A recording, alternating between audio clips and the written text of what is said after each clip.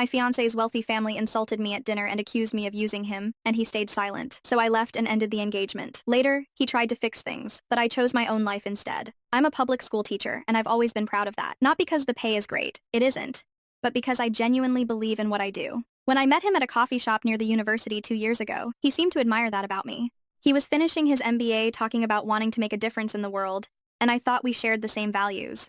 I should have known better when he suggested we meet his parents at Chalaron, the kind of restaurant where a single appetizer costs more than I spend on groceries in a week. I spent my entire weekend's tip money from my part-time waitressing job on a dress that would fit in. The black wrap dress wasn't designer, but it was elegant enough, I hoped. His parents arrived fashionably late, his father in a tailored suit that probably cost more than my monthly rent, his mother dripping in diamonds that caught the chandelier light. They greeted me with the kind of polite smiles that never reached the eyes, the ones I'd learned to recognize from parent-teacher conferences with entitled families. Dinner started pleasantly enough. His mother asked about my work, though I noticed how her smile tightened when I mentioned teaching at Roosevelt Elementary, one of the district's Title I schools. His father remained mostly silent, studying me like I was a specimen under a microscope. The conversation flowed around topics I could barely contribute to. Their recent trip to the Hamptons, renovations on their vacation home in Aspen, mutual friends I'd never heard of. I tried to engage, sharing a story about my student science fair, but I could see I was losing their attention. When the dessert course arrived, a $70 chocolate souffle, his father finally spoke directly to me. "So, dear, tell me honestly, what exactly do you see in our son?" The question caught me off guard. I started to answer about his kindness, his intelligence, how he made me laugh, but his father cut me off with a wave of his hand. "Let me rephrase that. What do you really see in him? Because from where I'm sitting, this looks pretty convenient for you. A struggling teacher landing a wealthy husband. Some might call that lucky. Others might call it calculating." The word hung in the air like a slap. Calculating. The implication was crystal clear, but I couldn't quite believe he'd said it so directly. My face burned with humiliation as other diners began to glance our way. "Dad," my fiancé said, but his voice was weak, uncertain. "Oh, come now, son. Let's call a spade a spade. She's pretty enough. I'll give her that. But what else does she bring to the table? A teacher's salary, student loans, a family that can't even afford to contribute to the wedding." Each word was a calculated strike. He'd clearly done his research, knew exactly how to wound me. My hands trembled as I set down my fork, the souffle untouched. "I think there's been a misunderstanding," I managed to say, my voice surprisingly steady. "I never asked for anything from your family. I pay my own bills, and I was planning to pay for half our wedding." His father laughed, a cold sound that made my skin crawl. How noble. And what exactly would half a wedding be from someone making $35,000 a year? A pizza party in a school gymnasium? That's when I looked at my fiancé, expecting him to finally speak up, to defend me, to show some backbone. Instead, he was staring at his plate, his face red with embarrassment. Not for me, but for the scene I was supposedly causing. And then he laughed, a nervous, uncomfortable chuckle that somehow hurt worse than his father's cruelty. He was choosing their approval over my dignity, and he didn't even have the courage to do it intentionally. I reached for my engagement ring with steady hands. The 2-carat diamond that had once symbolized our future together now felt like a shackle. I slipped it off my finger and placed it gently next to the untouched souffle. "Thank you for dinner," I said, standing gracefully, "and thank you for showing me exactly who you all are." I walked out of that restaurant with my head high, leaving behind not just the ring, but the illusion that I'd found someone worthy of sharing my life with. The next morning, I woke up feeling strangely light, like I'd been holding my breath for months, and could finally exhale. I was still in yesterday's black dress, having collapsed on my couch the moment I got home. My small apartment felt different somehow, not smaller or shabbier, but more mine. I was making coffee when the knocking started, loud, insistent, desperate. I knew it was him before I looked through the peephole. He stood there with an enormous bouquet of white roses and that kicked puppy expression he wore whenever he disappointed someone. "Please," he said when I opened the door. "Can we talk?" I let him in, mostly because I didn't want my neighbors witnessing whatever this was about to become. He thrust the flowers at me like they were some kind of peace offering, and I noticed his hands were shaking. "These are beautiful," I said, setting them on my kitchen counter without looking for a vase, "but they don't change anything." My father was completely out of line. He began pacing around my tiny living room like a caged animal. He had no right to say those things. He doesn't understand us. Doesn't understand what we have. I watched him pace, noting how he couldn't meet my eyes. "What do we have exactly?" "Love," he said, finally looking at me. "We love each other. That's what matters, right? Not what my father thinks, not what anyone thinks. If that's true, then where were you last night? Where was that love when your father was humiliating me?" His face crumpled. I was shocked. I didn't know what to say. I've never seen him act like that before. "Haven't you?" I asked quietly. "Because I have. I've seen the way he looks at me, the way he dismisses anything I say. I've seen how you defer to him on everything, where we go to dinner, what we talk about, even what we watch on TV when they visit. That's not true, is it? When was the last time you disagreed with your father about anything? When was the last time you chose what you wanted over what would make him proud?" He stopped pacing, and for a moment I thought I might have gotten through to him, but then he pulled out the ring box, and my heart sank. "Look, I talked to him this morning. He feels terrible. He wants to take us both to dinner next week to apologize. He'll pay for the whole wedding. Anything you want. We can have it at the country club. Invite all your friends from school. The country club where his family were members and mine would be guests, where every detail would be chosen to impress his father's friends rather than celebrate our love. You still don't get it, I said, sinking onto my couch. This isn't about money or wedding venues.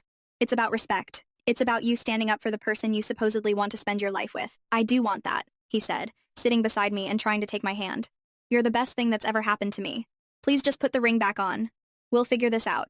Will we? Or will you just find new ways to smooth things over to make everyone comfortable except me? He was quiet for a long moment and I could see him struggling with something. Finally, he spoke, his voice small and defeated. He controls everything. The trust fund, my job at his company, even this apartment. It's all his. If I defy him completely, I lose everything I've worked for. And there it was. The truth I'd been trying not to see for 2 years. He wasn't choosing between me and his father. He was choosing between me and his comfortable life. And I already knew which one mattered more.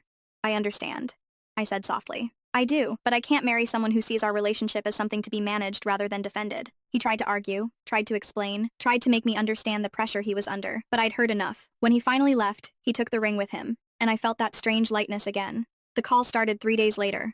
My phone would ring at all hours during my lunch break while I was grading papers, even at 6 o'clock in the morning. Each time his name would flash on the screen, and each time I'd let it go to voicemail. The messages grew increasingly desperate. First, they were apologies mixed with pleas for me to reconsider. Then came promises about standing up to his father, about choosing me over family expectations. By the 4th day, there was anger creeping into his voice, frustration that I wasn't being reasonable about the situation. But it was the message from his mother that really caught my attention. Her voice was syrup sweet, the kind of tone she probably used with difficult board members at her charity functions. Sweetheart, I hope you're not letting pride get in the way of your future. My husband can be traditional in his thinking, but he means well. You're a smart girl. Surely you can see that some battles aren't worth fighting. We all have to make compromises in relationships. Call me compromises. As if accepting humiliation was just part of being a mature adult. I was still processing that when my principal called me into her office Friday afternoon. Mrs. Davidson was in her 60s, a former teacher herself who'd fought her way up through the ranks when women administrators were still a rarity. She had a reputation for being fair but tough, and I respected her immensely. Sit down, she said, closing the door behind me. I got an interesting phone call this morning. My stomach dropped. Oh, a gentleman claiming to be concerned about your emotional stability? He suggested that you'd been under significant stress lately and might not be fit to be around children. The blood drained from my face. What did you tell him? I told him that any concerns about my teacher's performance would need to be submitted in writing through official channels with specific examples of problematic behavior. Funny thing is, he couldn't provide any. Mrs. Davidson leaned back in her chair, studying my face. Want to tell me what this is really about? I found myself telling her everything. The dinner, the humiliation, the breakup, and now this apparent attempt to sabotage my career. She listened without interrupting, her expression growing darker with each detail. That's harassment, she said when I finished. And it's incredibly stupid harassment at that. I've been watching you teach for 3 years. Your students adore you. Your test scores are excellent. And you've never had a single behavioral incident. If anything, you're one of our most stable teachers. Relief flooded through me, followed quickly by anger. It was one thing to attack me personally, but to go after my livelihood, my ability to support myself, that was a new low. What should I do? I asked. Nothing for now. But if he calls again, I'll be forwarding his information to our legal department. We don't take kindly to outside interference with our staff. Walking home that afternoon, I felt a strange mixture of vindication and sadness. His father's attempt to punish me had backfired, but it had also confirmed something I'd been trying not to acknowledge. This family would never accept me. And worse, they'd actively worked to destroy me if I didn't fall in line. That evening, I finally listened to the voicemails from my ex-fiancé. In the most recent one, his voice was strained, exhausted. I don't know what else to do. My father says you're being dramatic, that this whole thing is blown out of proportion. Maybe if you just apologized for walking out, we could move past this. Call me back, please. Apologized for having enough self-respect to leave when I was being insulted. For refusing to accept unacceptable behavior, I deleted all the messages without returning the call. Some bridges once burned should stay that way. My roommate found me that weekend, sitting on our living room floor, surrounded by bridal magazines I'd been collecting for months. I was methodically tearing out pages, venue photos, dress designs, flower arrangements, and dropping them into a large trash bag. Therapeutic destruction, she asked, settling down beside me with 2 cups of coffee. Something like that, I said, ripping out a particularly lavish spread of wedding cakes. I can't believe I wasted so much money on these stupid magazines. She picked up one of the torn pages, a photo of a bride in an elaborate ball gown. You know what we should do? Burn them. I looked up at her, surprised. What? Seriously? My grandmother used to say that fire cleanses everything. We could have a little ceremony, say goodbye to this version of your future, and make space for whatever comes next. An hour later, we were on our apartment building's roof, feeding magazine pages to the flames in our portable fire pit. It was oddly satisfying watching those perfect wedding images curl and blacken, releasing me from dreams that had never really been mine anyway. Can I ask you something? she said as we watched the last of the magazines burn. Did you ever actually want that wedding? All those country club receptions and fancy flowers? I considered the question seriously. I thought I did, but looking back, I think I just wanted to want it. It seemed like what I was supposed to dream about. And what do you actually want? I don't know yet. Maybe that's the problem. I've been so focused on fitting into someone else's vision of my life that I forgot to figure out my own. The conversation reminded me of something I'd been avoiding. Calling my sister. She lived 3 states away, had met my ex-fiancé exactly twice, but had an uncanny ability to see through people's facades. Finally, she said when she answered the phone, I was wondering when you'd call to tell me you dumped that spineless mama's boy. How did you Instagram? You haven't posted a single photo with him in 2 weeks, and you usually post them together every few days. Plus, you sound different, lighter. I told her about the dinner, about his father's cruelty and his failure to defend me. She listened quietly, making small noises of disgust at the appropriate moments. I have to be honest, she said when I finished. I never liked him. I kept waiting for you to see what I saw, which was what? A man who'd never learned to stand up to his father. Do you remember that first Christmas when you brought him home? Dad made some joke about his fancy car, and instead of laughing it off, he launched into this whole explanation about how it was a graduation gift, how he'd worked hard to earn it, like he needed our approval to justify having nice things. I did remember that at the time. I'd thought it was sweet that he cared about my family's opinion. And then there was the way he always deferred to you about everything. What restaurant, what movie, what to do on weekends. I thought it was considerate at first, but then I realized he wasn't being considerate. He was avoiding making decisions that might displease someone. Why didn't you say anything? Would you have listened? She was right. I probably would have defended him, explained away the behavior, made excuses.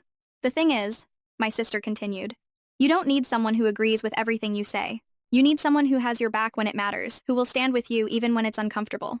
Especially when it's uncomfortable. After we hung up, I sat in my quiet apartment, really looking at it for the first time in months. The books on my shelves, chosen because I loved them, not because they'd impress anyone.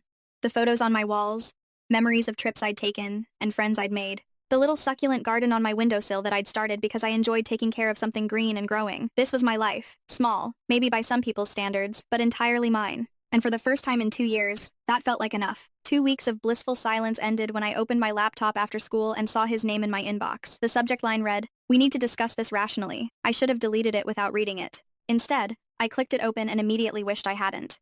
I've given you time to cool off and think about the situation more clearly. I understand you were upset about dinner with my parents, but your reaction was completely disproportionate to what actually happened. My father was simply being protective of his family, which is natural for any parent in his position. Your dramatic exit embarrassed everyone involved and created unnecessary conflict. I've been trying to smooth things over with my family while also giving you space to calm down, but I'm starting to think you're enjoying the attention this whole situation has created.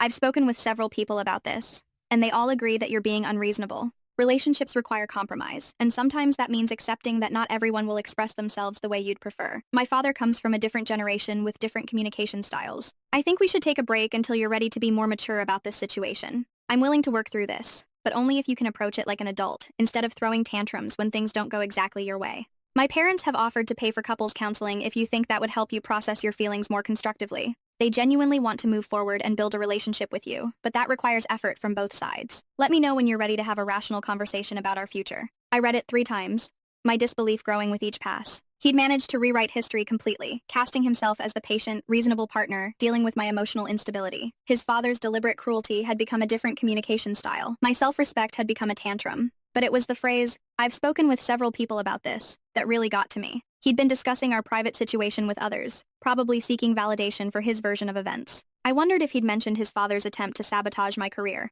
or if that detail had been conveniently omitted from his narrative. The most infuriating part was his assumption that I'd eventually come crawling back, properly chastened and ready to apologize for the crime of having boundaries. The email read like a parent scolding a difficult child, not a man addressing someone he claimed to love. I started typing a response several times. First, a point-by-point rebuttal of his revisionist history. Then, a detailed explanation of why his father's behavior was unacceptable, and his failure to defend me was relationship ending. Finally, I considered a simple go to hell and calling it done. In the end, I closed the laptop without responding at all. My roommate found me in the kitchen an hour later, aggressively chopping vegetables for dinner with more force than necessary. "Bad day?" she asked, noting the pile of perfectly minced onions.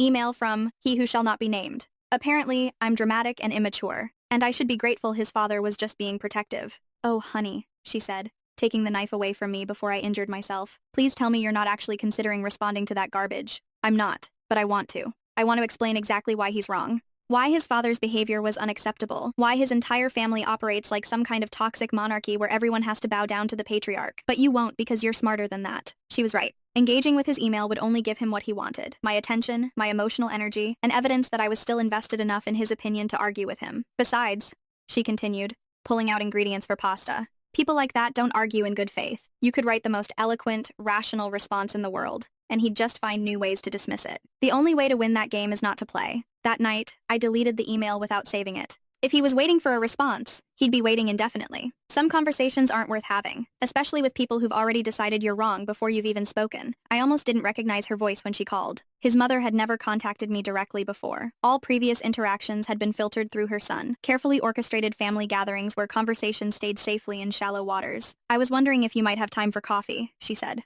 her usual commanding tone replaced by something softer, more uncertain. There's something I'd like to discuss with you. Every instinct told me to decline. This had to be another manipulation, another attempt to bring me back into the fold on their terms. But curiosity won out, and I found myself agreeing to meet her at a small cafe downtown, far from their usual haunts. She was already there when I arrived, sitting in a corner booth with her hands wrapped around a simple white mug, no designer handbag on the table, no ostentatious jewelry. She looked almost ordinary, like any other middle-aged woman grabbing coffee on a Saturday afternoon.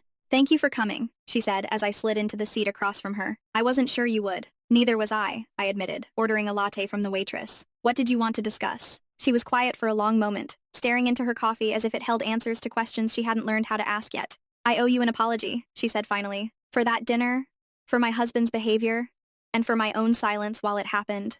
I hadn't expected that." "Okay, I've been thinking about it for weeks, replaying that evening in my mind. The look on your face when he called you, calculating. I'll never forget it. It reminded me of something I'd buried for a very long time." She looked up at me then, and I was startled to see genuine pain in her eyes. 32 years ago, I was you. Different circumstances, but the same essential situation. I was a nurse from a middle-class family, engaged to a man whose father thought I was beneath their social status. What happened? I stayed. I accepted the humiliation, convinced myself it was just one bad evening that love would conquer all the class differences and family disapproval. I married him anyway.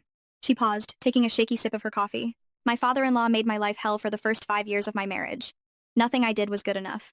Not my cooking, not my hosting, not my contributions to family conversations. He criticized everything from my accent to my table manners to my choice of friends. "And your husband? Did he defend you?" Her laugh was bitter. "He did what my son did to you. He smoothed things over, made excuses, asked me to be more understanding. He said his father was just set in his ways, that it would get better with time. Did it eventually? Yes. But not because his father changed. Because I did. I learned to dress the way they wanted, speak the way they wanted, think the way they wanted. I gave up nursing because it wasn't prestigious enough. I gave up my friends because they weren't the right sort. I gave up pieces of myself until there was almost nothing left of the woman my husband had fallen in love with. I felt a chill run down my spine. This was the future I'd escaped, the life I would have lived if I'd stayed and tried to make it work. When I saw you stand up and leave that restaurant, I felt something I hadn't experienced in decades. Envy. Pure, devastating envy for your courage to walk away from something that was destroying you. She reached across the table and briefly touched my hand. "My son is a good man, but he's weak in the same way his father was weak. He'll choose the path of least resistance every time, even if it means sacrificing the people he claims to love. And my husband, he's gotten worse over the years, more controlling, more convinced that his way is the only acceptable way.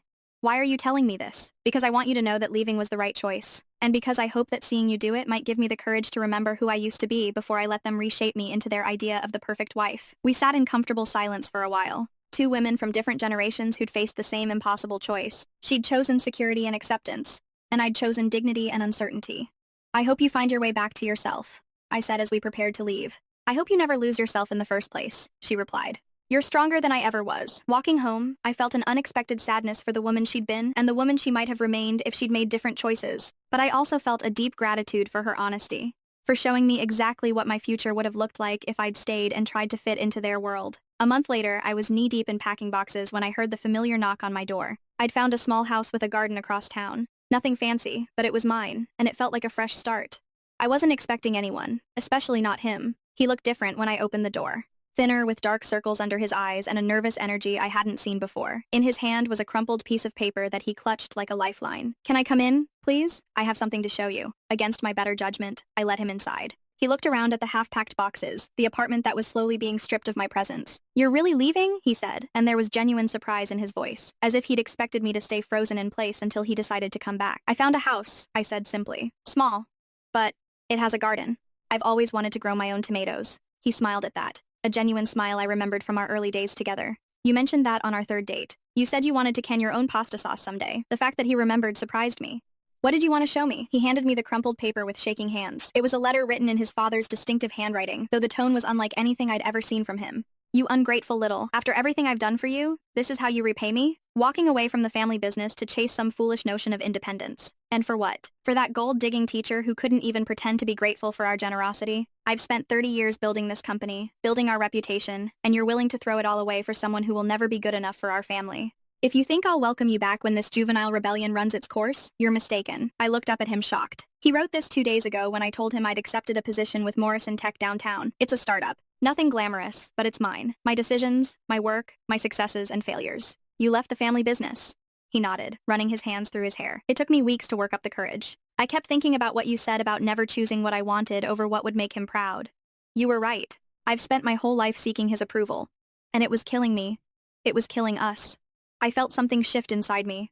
Not hope exactly, but recognition. This was the man I'd thought I was marrying before his family's dynamics had obscured him. I've been seeing a therapist, he continued, trying to understand why I let him control so much of my life. Why I couldn't stand up for you when it mattered. She says I have something called enmeshment issues with my family. That's a start, I said carefully. But therapy doesn't erase what happened. It doesn't change the fact that when I needed you most, you weren't there. I know, and I know I probably don't deserve another chance, but I'm asking for one anyway, not to go back to how things were. I don't want that either, but maybe we could try again as the people we actually are instead of the people they expected us to be. I looked at him standing in my half-empty living room, holding evidence of his father's fury, having finally chosen his own path despite the cost. A part of me was proud of him, genuinely proud of the courage it must have taken to walk away from everything he'd known. I don't know, I said honestly. I'm not the same person who left that restaurant a month ago. I've learned things about myself, about what I want and don't want in a relationship. I can't go back to being the accommodating girlfriend who smooths over family conflicts. I'm not asking you to. I'm asking if you'd be willing to explore who we might be if we started over with honesty this time, instead of trying to fit into anyone else's expectations. I sat down on my couch, the letter still in my hands. I need time and I need to know that this isn't just rebellion against your father that will fade when the novelty wears off. I understand. Take all the time you need. I'll be at my new job figuring out who I am when no one's telling me who to be. And maybe if you decide you're willing to try again, we can figure out who we are together. After he left, I sat surrounded by boxes, holding his father's cruel letter. For the first time since that awful dinner, I felt a flicker of something I hadn't dared to feel. The possibility that the man I'd fallen in love with might still exist underneath all those years of family conditioning. The small velvet box appeared on my new doorstep 3 days after I'd moved into the house. No note, no explanation, just my name written in elegant script on the attached card. Inside was the most beautiful ring I'd ever seen. Not large or flashy, but undeniably precious. A deep blue sapphire surrounded by tiny diamonds set in white gold that had the patina of age. It was clearly vintage, clearly valuable, and clearly not from him. My phone rang as I was still staring at it. Do you like it? His mother's voice was softer than I'd ever heard it. It's beautiful, but I can't accept this. It's too much. It belonged to my grandmother, she said. She left it to me when I was about your age, newly married, and trying to find my place in a family that didn't understand me. I sank onto my new couch, the ring box still open in my lap. Why are you giving it to me? Because my husband always hated it. Said it wasn't impressive enough, not flashy enough to represent our family status. He wanted me to have it reset with a larger stone, something that would make more of a statement at social events. But you didn't. No, it was the only thing I kept that was truly mine, a connection to the woman I'd been before I married into their world. I've worn it exactly 3 times in 32 years. Always when my husband wasn't around to disapprove, I could hear her voice catching slightly. And I realized this conversation was as emotional for her as it was unexpected for me. I want you to have it because you did what I never could. You walked away when staying would have cost you yourself. And because she paused, struggling with the words, because I've started painting again. Painting? I was an art student when I met my husband.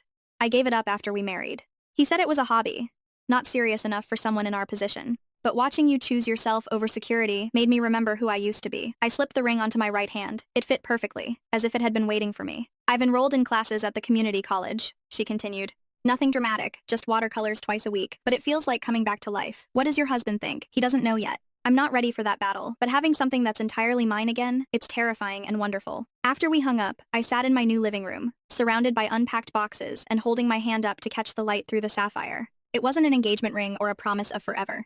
It was something better. It was a reminder that sometimes the most valuable gifts come from unexpected sources, and that solidarity between women can bridge even the widest gaps. I spent the rest of the afternoon arranging furniture and hanging pictures, making decisions based entirely on what I liked, rather than what would impress visitors or fit someone else's aesthetic. The house was small, but every corner felt like me. The reading nook by the window where morning light would be perfect for grading papers. The kitchen with enough counter space for serious cooking experiments. The back door that opened onto a yard where I could finally plant that garden. When evening came, I stood on my back porch, wearing the sapphire ring and looking out at the space that would soon hold tomatoes and herbs and whatever else I decided to grow. For the first time in years, my future felt entirely my own, full of possibilities I got to choose. 3 months into what we cautiously called trying again, I learned that rebuilding trust is like growing a garden. It requires patience, consistent care, and the acceptance that some things might not take root no matter how much you want them to. We met twice a week for coffee, never at my house, never at his apartment. Neutral territory felt safer somehow, as if the weight of our history might crush these tentative new conversations before they had a chance to grow into something real. He told me about his new job, how strange it felt to make decisions without checking with his father first, how the other developers respected his ideas simply because they were good ideas, not because of his family name. I told him about my garden, how satisfying it was to watch things grow from seeds I'd planted with my own hands. The sessions with the couple's therapist were harder. Dr. Martinez had a way of asking questions that stripped away all the careful politeness we'd developed, forcing us to examine the infected wounds we'd been trying to ignore. "Tell me about trust," she said during our 6th session. "What does it mean to each of you, and where do you think it broke down?" "I need to know that when someone attacks me, he'll defend me," I said, looking directly at him. "Not smooth things over afterward. Not make excuses for why it happened, but stand up in the moment when it matters. And I need to know that she won't give up on us the moment things get difficult," he replied. "That she'll give me a chance to do better, instead of just walking away." But walking away wasn't giving up. Dr. Martinez observed it was self-preservation. "Can you see the difference?" That session ended with both of us in tears, finally acknowledging that my leaving hadn't been abandonment. It had been survival. His father predictably had not taken his defection well. The calls started friendly enough. Offers to discuss this misunderstanding. Invitations to family dinners where they could work things out. When those failed, the tone shifted to anger, then disappointment, then calculated cruelty, designed to make him question his choices. "He's cutting me out of the will," he told me one afternoon, stirring his coffee absently. Made a point of having his lawyer call to inform me officially. "How do you feel about that?" "Relieved, mostly. Guilty about feeling relieved, but relieved nonetheless. I spent so many years living according to what would protect that inheritance, making choices based on what he wanted rather than what I wanted. Do you regret it? Giving up the security?" He considered the question seriously. "I regret how long it took me to realize that security bought with your soul isn't security at all. It's just a comfortable prison." But even as we worked through these revelations together, I could feel something fundamental had shifted between us. The easy intimacy we'd once shared felt forced now, like we were both trying to recapture something that had been irreparably damaged. During our physical moments, the careful kisses, the tentative hand-holding, I found myself analyzing his responses rather than feeling them. When he laughed at my jokes, I wondered if he was performing happiness. When he agreed with my opinions, I questioned whether it was genuine or just conflict avoidance. "I don't trust my own judgment anymore," I confessed to my roommate one evening. "I can't tell if I'm being unfairly suspicious or if my instincts are trying to protect me from making the same mistake twice." "Maybe both," she said gently. "Maybe you need more time. Or maybe some things just can't be unbroken." The realization hit me gradually, like watching a plant slowly wither despite all your careful attention. We could have meaningful conversations, work through our issues in therapy, even build a friendship based on mutual respect and understanding. But the deep, instinctive trust that makes love feel safe, that was gone. And no amount of effort seemed capable of bringing it back. I found myself holding back, keeping parts of myself in reserve, always maintaining an escape route. And he seemed to sense it, trying harder and harder to prove his reliability, which only made everything feel more performative and less genuine. The sapphire ring on my finger had become a daily reminder that sometimes the kindest thing you can do for someone is acknowledge when something beautiful has reached its end. I cooked dinner for him on a Tuesday evening in late September, the first time he'd been to my house since I'd moved in. I made his favorite pasta dish, the one I'd learned from his Italian grandmother's recipe during happier times, and set the table with the good dishes I'd bought for myself, not for entertaining others. We ate quietly, making small talk about work and the weather, both of us sensing that something significant was happening without being quite ready to name it. He complimented the meal, helped clear the dishes, and settled onto my couch as if we were any ordinary couple spending a pleasant evening together. But we weren't ordinary, and we weren't really a couple anymore. Despite our best efforts to pretend otherwise, "This isn't working," I said finally, the words falling into the silence like stones into still water.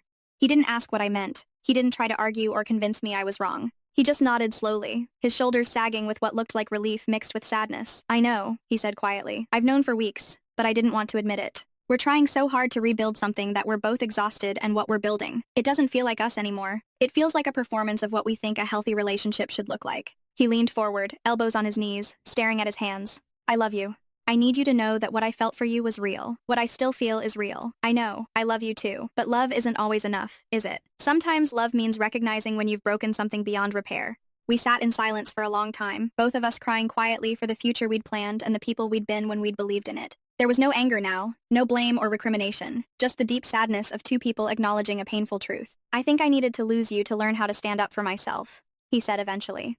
And maybe you needed to leave to learn that you're strong enough to choose yourself over security. We became different people through this. Better people, maybe, but not people who fit together anymore. I keep thinking about parallel lines, he said, wiping his eyes with the back of his hand. They're perfectly straight, perfectly themselves, but they never intersect. They can run alongside each other forever, but they never actually meet. It was a beautiful metaphor and painfully accurate. We'd both grown and changed, but we'd grown in directions that led away from each other rather than toward a common future. What happens now, he asked. Now we say goodbye properly with dignity and kindness and respect for what we shared. We don't try to stay friends right away. We need space to grieve this and move forward. But maybe someday we can look back on this and be grateful for what we taught each other. He nodded, standing slowly and gathering his jacket. At the door, he turned back to me, and for a moment, he looked like the young man I'd met in that coffee shop 2 years ago, full of potential and dreams. Thank you, he said, for leaving when you did, for giving me a chance to try again, and for being brave enough to end this when we both knew it was over. Thank you for learning to stand up to your father. That took real courage. We hugged goodbye, a real hug that acknowledged both what we'd lost and what we'd gained. After he left, I sat in my living room, surrounded by the life I'd built for myself.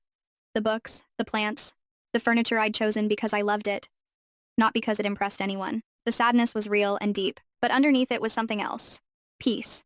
The peace that comes from making the hard choice with grace. From ending something with honesty instead of letting it limp along until it died of neglect. I touched the sapphire ring on my finger and thought about his mother, about the courage it takes to start over at any age. Tomorrow I would wake up in my own house, make decisions based on my own values, and continue building a life that belonged entirely to me. 6 months later, I was hanging Christmas lights on my front porch when I realized I'd stopped thinking about him every day. The house had become fully mine now, filled with the sense of cinnamon and fresh pine, the walls decorated with my students' artwork and photos from weekend trips I'd taken alone. The promotion had come as a surprise. When Mrs. Davidson called me into her office in October, I'd expected another routine check-in, not an offer to become the school's new curriculum coordinator. The position came with a significant salary increase and the chance to influence educational policy across the district. You've shown remarkable resilience this year, she'd said, signing the paperwork that would change my financial situation dramatically. And your innovative teaching methods have caught the attention of the State Education Board. We need someone with your vision and backbone in leadership. I'd used the money I'd saved for wedding expenses as a down payment on the house, but the promotion meant I could finally breathe financially. No more weekend waitressing shifts. No more choosing between groceries and gas. For the first time in my adult life, I had genuine economic security that belonged to me alone. The dating had started slowly. Coffee dates with the librarian from the downtown branch, dinner with my neighbor's brother who was visiting from Portland. Nothing serious, nothing that demanded commitment, just the gentle rediscovery of my own romantic preferences without the weight of anyone else's expectations. I'd learned that I actually enjoyed making decisions. Where to eat, what movie to watch, how to spend Sunday afternoons. During my relationship, I'd deferred so often that I'd forgotten I had opinions about these things. My garden had exceeded every expectation. The tomatoes had produced enough fruit for me to can sauce and give jars to neighbors. The herb garden provided fresh basil and rosemary for cooking experiments that sometimes succeeded brilliantly and sometimes failed spectacularly, but were always entirely my choice. The friendship with his mother had developed into something genuine and surprising. She'd invited me to her first art show in 30 years, a small exhibition at the community center featuring her watercolor landscapes. I'd watched her beam with pride as strangers admired her work, finally receiving recognition for talents that had been dismissed for decades. I filed for separation last month. She'd told me over coffee after the show. It's terrifying and liberating and long overdue. How are you managing? Better than I expected. I have my grandmother's jewelry, some savings I'd kept separate, and a small inheritance from my aunt that I never touched. It's not luxury, but it's enough to start over. Seeing her courage had made my own choices feel less dramatic and more like simple self-respect. I ran into him at the coffee shop where we'd first met, both of us reaching for the same holiday blend at the same moment. The recognition was instant, but not painful. More like encountering an old friend from a different chapter of your life. You look happy, he said, and meant it. You look different, I replied, noting the confident way he carried himself, the genuine smile that reached his eyes. We talked for 20 minutes about safe subjects, work, the unusually mild winter, his mother's art show. He'd been promoted at the startup, was dating someone new, had bought a small condo downtown. His father had eventually stopped calling, accepting the permanence of their estrangement with typical stubborn pride. I'm glad we tried again, he said as we prepared to leave. Even though it didn't work out, it helped me understand the difference between loving someone and being compatible with them. And now you know you can choose yourself, even when it's difficult. Thanks to you. Walking home, I felt a warm satisfaction that had nothing to do with vindication or being proven right. We'd both grown into people who could handle adult conversations about complex emotions without drama or blame. We'd learned to respect what we'd shared without trying to recreate it. That evening, I sat in my living room with a cup of tea and the latest novel from my book club. My cat curled in my lap, Christmas music playing softly in the background. The sapphire ring caught the light from my reading lamp. No longer a symbol of anything except my own journey toward becoming someone who valued herself appropriately. This was what contentment felt like. Not the breathless excitement of new romance or the validation of someone else's approval, but the steady satisfaction of a life built on choices that honored who I actually was. Spring arrived early that year, and I spent my Saturday morning in the garden, planting tomato seedlings I'd started from seeds on my kitchen windowsill. The sapphire ring caught the morning light as I worked, no longer a gift from someone else's mother, but simply a beautiful piece of jewelry that I wore because I loved it. A year and a half had passed since that awful dinner, and I could finally think about it without the sharp sting of humiliation. It had become simply a story about the night I learned who I was and what I would and wouldn't accept. The headlines in the local business section had surprised me 6 months ago. His father's company facing federal investigation for tax evasion and fraudulent practices. The man who'd called me a gold digger was apparently the one who'd been stealing from investors, employees, and the government. His son had dodged a bullet by leaving when he did, though I doubted he'd seen it that way at the time. His mother had finalized her divorce and moved into a small apartment near the art district downtown. Her paintings were selling well enough to support her modest lifestyle, and she'd started teaching watercolor classes to other women starting over later in life. She'd found her tribe, her purpose, and her voice. My ex-fiancé was engaged again to a woman he'd met at his startup who came from a background similar to his own. The announcement in the society pages showed them both smiling genuinely, and I felt nothing but happiness for them. They looked like they fit together in a way he and I never had, even at our best.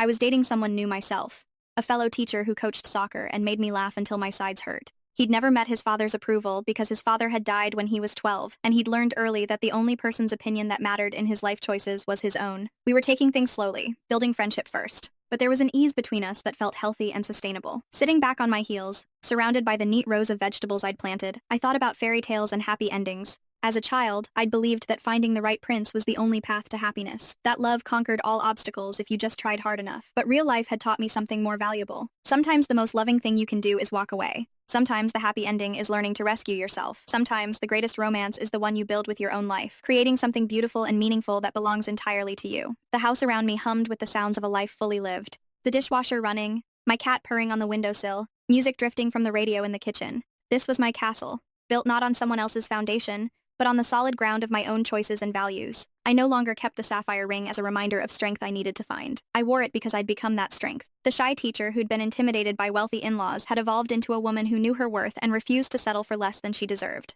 That evening, I called my sister to tell her about the garden, about the promotion I'd received to assistant principal, about the vacation I was planning to Ireland this summer. She listened with the satisfaction of someone who'd always known I was stronger than I gave myself credit for. "Remember when you called me that night after the dinner?" she said. "You were so upset, convinced you'd made a mistake by walking away." I remember. I knew then that you'd be fine. Not because walking away was easy, but because you finally chose yourself over comfort. That's when I knew you'd figured out the secret. What secret? That you don't need anyone's permission to live your own life. After we hung up, I sat on my back porch watching the sunset paint the sky in shades of orange and pink. Tomorrow was Sunday, and I'd planned a lazy morning with coffee and the newspaper. Maybe some baking if the mood struck me. Definitely some time in the garden, checking on the progress of the seeds I'd planted. These were small pleasures, ordinary moments that might seem unremarkable to someone looking for dramatic transformation, but they represented something revolutionary to me. The radical act of building a life based on what brought me joy rather than what impressed others. The fairy tale I'd written for myself didn't end with a wedding or a rescue or someone else completing me. It ended with the recognition that I'd been complete all along, just waiting for the courage to stop trying to fit into someone else's story and start writing my own. And they all lived authentically ever after.